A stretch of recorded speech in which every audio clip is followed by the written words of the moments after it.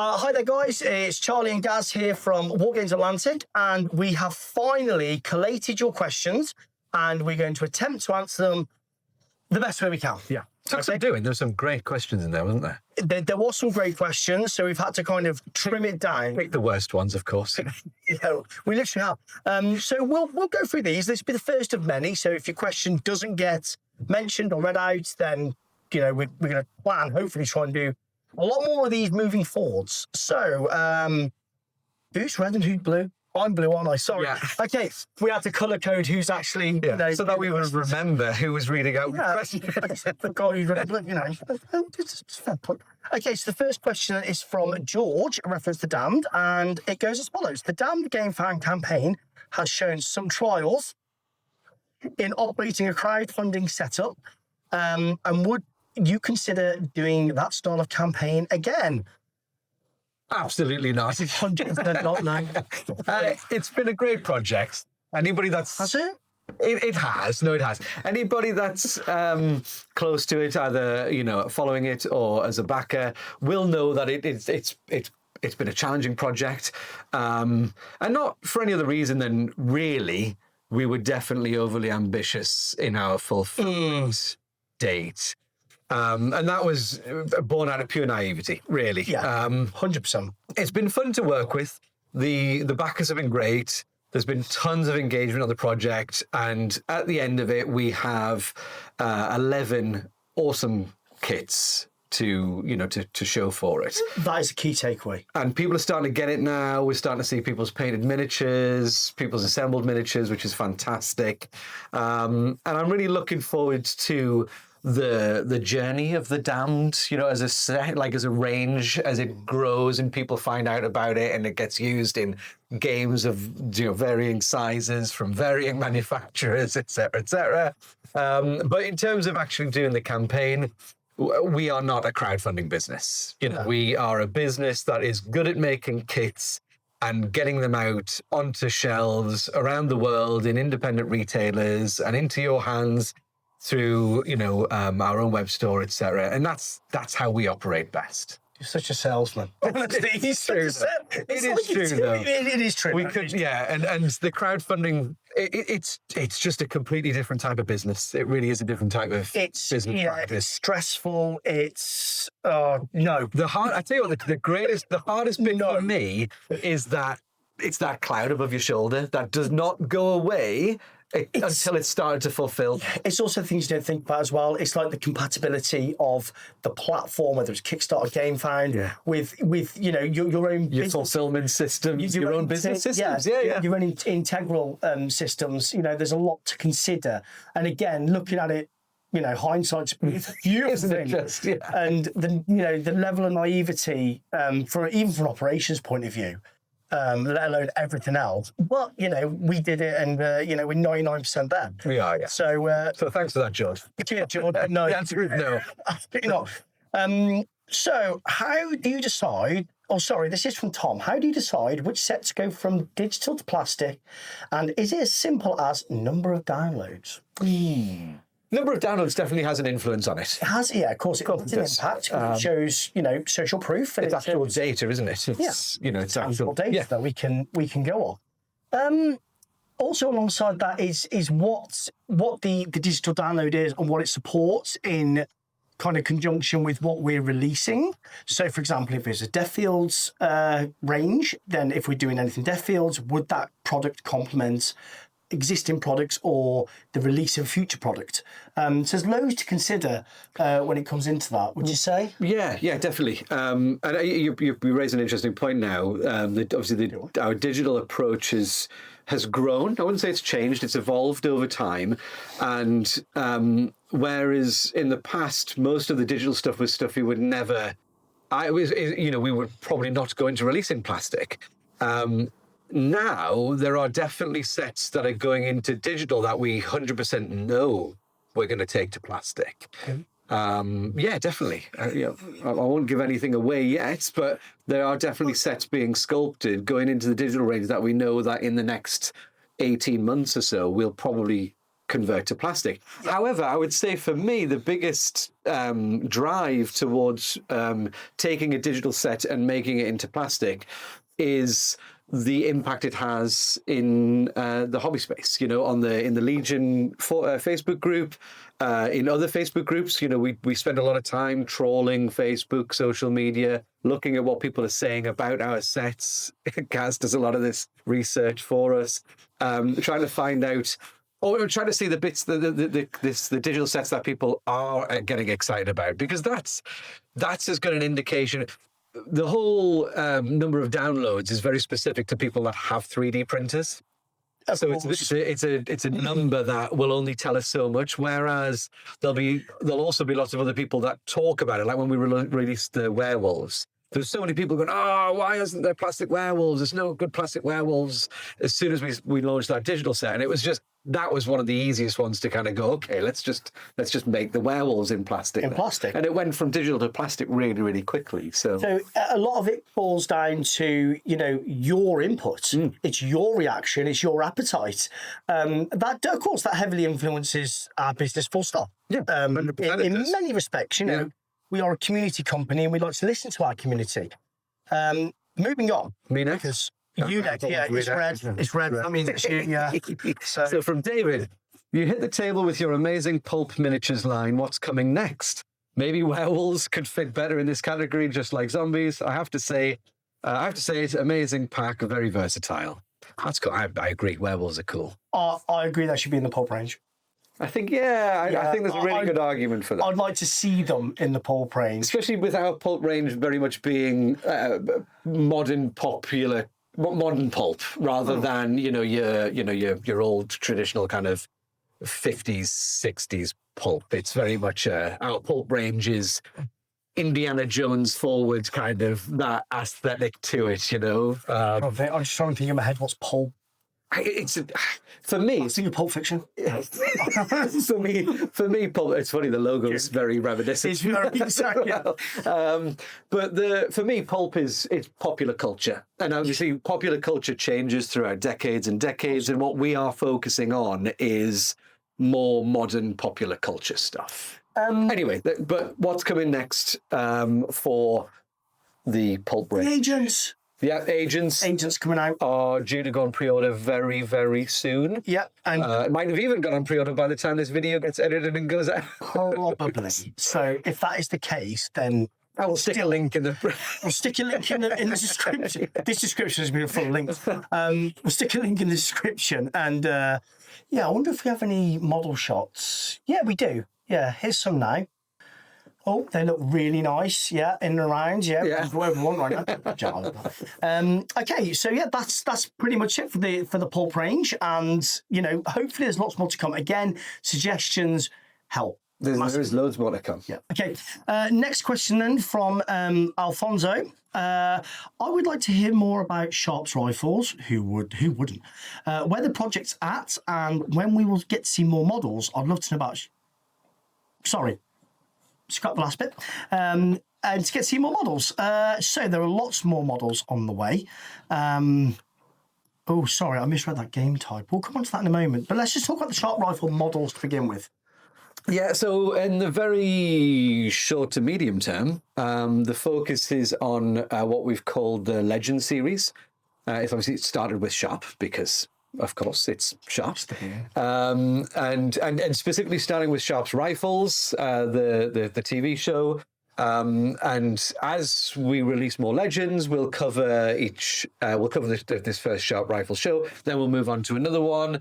We'll probably do some jumping back in time, covering the early books like Sharp's Tiger, where he's a red coat instead of a green jacket, as it were.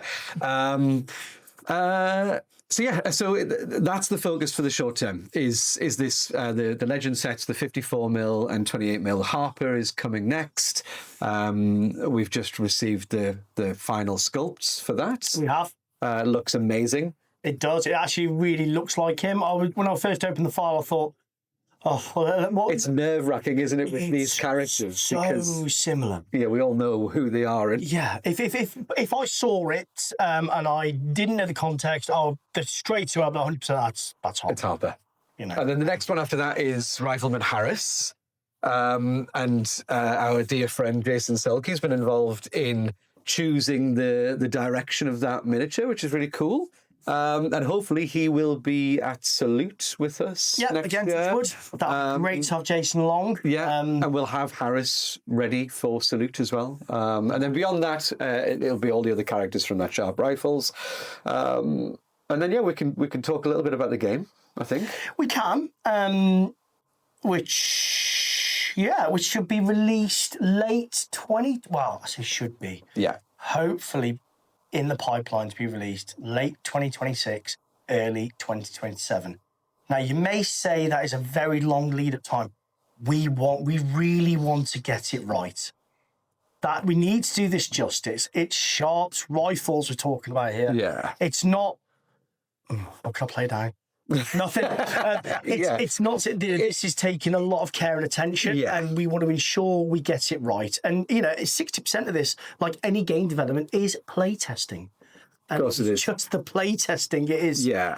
And I think it's an element. I think pressure is probably the apt word for it. I think there's a lot of pressure to get it right, not just externally, because we know that you're all huge fans of Sharp, but also internally. We were brought up watching Sharp. Gaz, if you don't mind me saying, served in the Rifles. I did. I was a Green Jacket, and then we were in the Rifles. So Attachment to it. Yeah, there's a genuine place in my heart, for it. So it's good to see the evolution of this project. Everybody feels a lot of pressure to get it right. Yeah, massive pressure. But the one thing I can say is, at the moment, it is being worked up from the Baron's War rules as a base, as a foundation. To begin with, of course, everything's got to start somewhere. Yeah. But that's where it's starting. It's starting taking the Baron's War rules and building up from there, making it more fitting for the Napoleonic period, but also adding all the flavour that you would expect from the Sharp setting. And the do you know what? Sorry, do you know what I was going to write on the back of this? I was going to say, please time how long Charlie talks for. Sorry. I'm a man of many words. Okay, that's Sharp. Yeah. Moving on. So we had a question, a couple of questions from Kevin and Philip, and they're kind of tying to the same thing, asking about mini releases for the Iron Core range and more Iron Core stuff. The Iron Core stuff is amazing. What is coming out for it? It is really cool. And the one thing I did notice, we were going through the questions on both Facebook and Instagram when we did the post, there was a lot of people asking the same question around what's happening with Iron Core, what's going to influence the Iron Core release schedule. Is there more stuff coming? And the short answer is yes, there is definitely more stuff coming. Mark obviously has a ton of sculpts already. He also has a desire to go back and rework some of those older designs. We do have some sets already laid out, both adding to the Eisencore faction, but then also introducing the Shadow Kesh, who are my favourite faction. I want those ferals so bad. See, I can't add weight to this. I know of the Iron Core range. I don't know the lore, because let's face it, there's like 20 different systems of lore to digest at any given time. And it's Mark's brainchild. Mark's a dear friend and now employee of War Games Atlantic. So we want to see more of this coming out. And Ship's getting big. The ship's getting big. Speaking of which, we'd love to do a game for this eventually, but we're now already talking about end of 2026, early 2027. So, how many games can we make? These shoulders are getting heavy. Yeah. So, there are plenty of plans for more Iron Core stuff. The models are beautiful. The aesthetic's great. I want to see more. You want to see more. You want to see more? I definitely want to see more. There we go. So I think with that trifecta, I think we've got to see more. Yeah. It's my turn. Oh, it's your turn. It's red. That's red. A question from Dejan. So I've had to get the one where I'm going to struggle to pronounce his name. Do apologise if I've got it wrong. Yeah. Dejan. Anyway, I'll stop trying and just get on with the question. How can someone become your mini painter? Anything about the Sharp game? Well, we've answered the Sharp question. So specifically becoming a mini painter for War Games Atlantic. Oh, please, if you're interested in painting miniatures, whether it's to a tabletop standard, whether it's to studio box art standard, please get in contact with us. If you could, I'll post the links to our emails at the website, at the description below, sorry.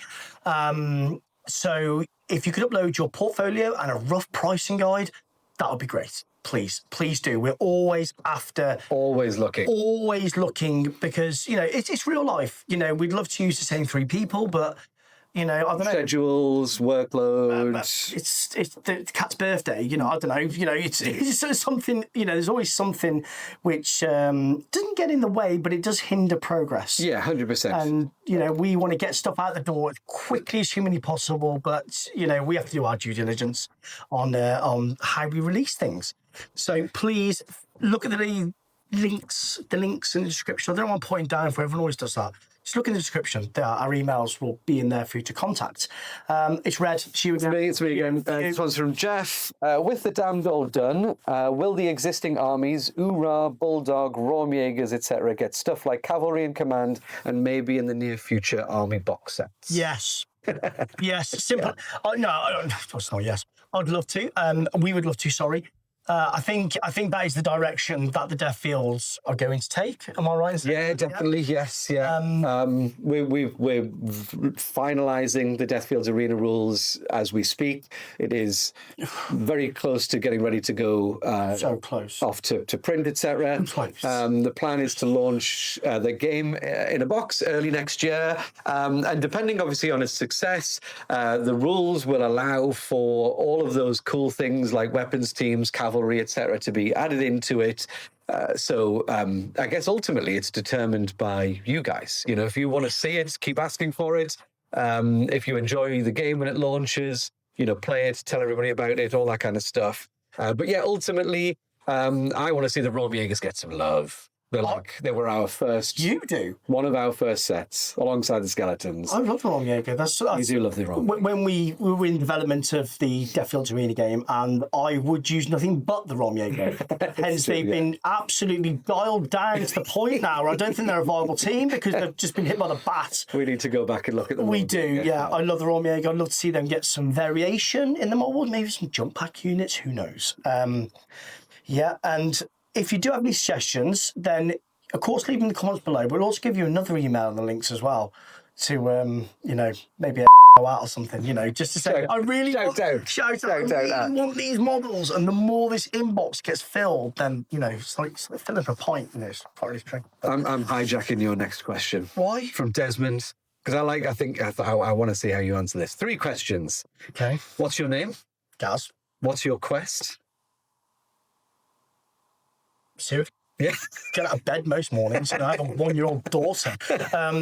My quest, to enjoy what I do and enjoy it with the people I do it with. Very nice. I was happy with getting out of bed. No, that's serious as well. It does make the difference massively. It does make a huge, especially in this environment, in this industry. If you're not enjoying yourself, then it becomes very labour intensive and tedious. But the fact that we do enjoy what we do, it makes it great. So that's my quest, to keep on enjoying. Lovely. Gotta enjoy what you do. I like it. Finally, this is the third part to this. Yeah. I think this is a bit more serious. Yeah. What is the arm and head compatibility between... I just love how it's so different. What's your name? What's your quest? What is the arm and head compatibility between civilians, agents, operators, and zombies in the Pulp line? Well, I believe it's quite cross-compatible. I believe. Yes, that's the answer. I've not tested every single arm on it personally, every single body with every single leg, but looking at the frames that we regularly look at all the time, then yeah, they're fully cross-compatible. Am I right in saying? Yes, I'm sure. Certainly I can definitely speak for between the civilians, agents, and operators, because I've been playing with them very recently to see what I could achieve by mixing and matching those sets. and it is entirely possible to mix all of those. I haven't actually tried zombie heads or arms on any of the civilians, agents, and operators yet. I will go and do that next, and maybe when we come back around. Yeah, that was my. I was exactly echo what Charlie just said. Then that was my concern. There was the zombies. I was like, will that zombie body go with this, and will that arm be compatible with that? The zombies threw me there. I know the rest of the stuff, yes, fully cross compatible. I've modelled some of them. So yes, they are. That is the answer. That was the answer. It's nice and easy. Okay, I'm going to hijack your red here. It's the last one, I think, as well. It's not, unfortunately. So from Caleb, thoughts on how to get involved as a career? I presume you mean like the industry. The industry, the hobby industry. Ooh, how to get involved? I've told my story loads of times before, but I think the answer to this question is more about understanding what it's like to work in the tabletop industry. We run a really lean ship at War Games Atlantic, really, really lean, and because you have to. We all enjoy, operate in, play in, hobby in a really, really niche industry. It's a growing industry, which is fantastic, and it's gone from strength to strength over the years. But it is still a very niche hobby, even in comparison to things like fishing and stuff, like there'll be, I think, infinitely more people fishing fish than there are painting miniatures, I imagine. It's pretty cold outside. Oh, yeah, right now it is. Not in Australia, though, Really? Yeah, the same. I think the driver, if you want to look for a career in this industry, regardless of what area you go into, because there's many areas of any industry, for example, sales, then marketing, product development, sculpting, game design, operations, logistics. The common key factor for me would be passion.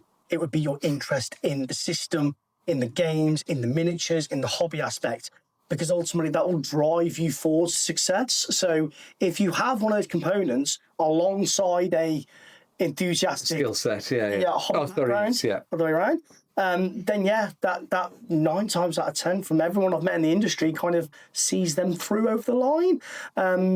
A lot of double hatting. That was the next. That's what I was going to add to what you were saying. I think you're 100% right. You have to have a passion, and it has to be a withstanding passion. Like you said in your answer to your quest question, is you can't burn out. No, and it would be very easy to burn out because it's great fun. It is great fun. We love what we do. I love making miniatures. I love being involved with all the people that we work with. I think go harking back to your answer.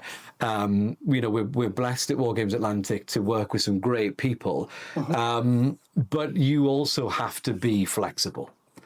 You have to be able to. You might have one skill that is your strongest. Yeah. Gaz is a phenomenal photographer. Absolutely phenomenal photographer. Thank you, I appreciate that. But when we first worked together, Gaz was a phenomenal salesperson. And we all obviously sales really helps with marketing because it's they are one and the same thing to a degree. But also, having an understanding of the logistics side of things, of processes, project management, having a skill that is your primary role, but also being willing, able, and flexible about doing other things as and when it is needed. Because you have to. You can't. I've found, especially in this industry, if somebody is, for better word, not struggling, but if they're up against it and you can help, you have to. You have to. There's no. It's very much a team ethos, and I love it. Charlie checks in with me all the time and asks if I need help, even though he's never here, about doing various projects, and I'll say yes. For example, we've just we come out the back end of tackling the Deathfields Arena. We must have play tested over 50 to 100 games. Yeah. And it sounds fun. It sounds amazing. You can imagine, the sunshine. No, it is monotonous. I'm actually looking forward to just playing the game.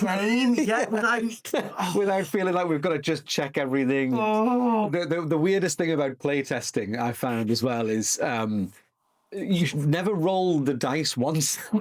You don't just go, I'm going to shoot that guy, roll your dice. Oh, I missed. It's like, well, hang on, roll it 3 times at least to try and get the averages as you're playing the game through and stuff. Yeah. But Gaz hits the nail on the head. Gaz, if I can pick on him a little bit, goes from writing social print, doing print ads for magazines, photography for the front of boxes. Don't tell them that. I'll get comments like, "Yo, print ads." To going into books, to then playtesting Deathfield's Arenas heavily, and ultimately influencing the direction of that game. Anybody that's played games with Gaz knows that he's an unrelenting opponent, but also a great person to have playtesting a system, because if it's broken, this man will break it. It's a game. Like, I don't play Monopoly to lose. No, I'm joking. Yeah, no, very true. As long as it's all about the orange corner, though, in Monopoly, isn't it? If you get that little corner, you're winning, right? That in the green corner, like you set, But the comments about passion. You need passion, you need drive, you need focus. I'll make it sound like an SAS recruitment. I feel like we could make more money doing anything else other than miniature war. Any ideas? Comments below. So the last, you can read that. I'm not even reading that. I remember seeing this one from Josh. Thank you, Josh. Love you too. Don't. Why is Charlie Monaghan such a handsome devil? I'm not even answering that. Discuss. No, I'm not even answering that. I don't want to see any comments about how good looking Charlie is. On that note, guys, we've taken up more than enough of your time. Thank you very much for listening and tuning in. Like I say, links, comments, whatever else, subscribe. What else, people? Questions for next time, because we are going to come back and do this at least once a month, right? Yeah, at least once a month. So, but again, thank you very much. It's been actually really enjoyable. It's our first run out the gate. I've enjoyed it. So I've enjoyed it too. So thank you very much, and we'll see you next time. Hang on, guys. So, bit of an outro. Right, we've actually got some zombies parts. We're actually going to try it now. Right, I have done a civilian with zombie head and zombie arms here. And then I've done an agent body with zombie arms and zombie head. So yeah, they are compatible with the zombies.